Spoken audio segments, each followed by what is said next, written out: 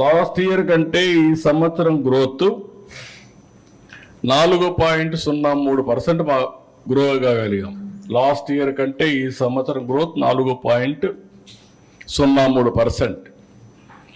దీనివల్ల లాభం ఒకసారి చూస్తే ఇయర్ వైజ్ వేసాం 4-5 ఏళ్ళు.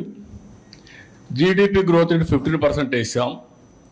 ఎంత వస్తుందని. బారోయింగ్ మనం ఎఫ్ఆర్బిఎం ఎంతవరకు పెంచుకోవచ్చు అనేది వేసాం.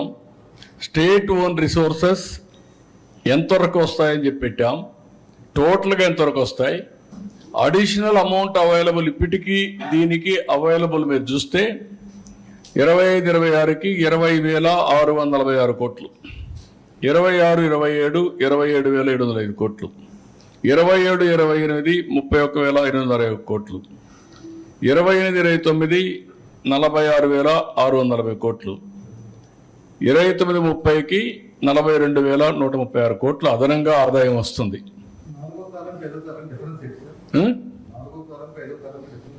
నాలుగో కాలం total resources for development available అంటే అన్ని కలిపి రెండు కలిపి. ఇది అడిషనల్ అంటే ఈ ఇయర్ కంటే ఎట్లా పెంచుకుంటా వస్తుంది అనేది.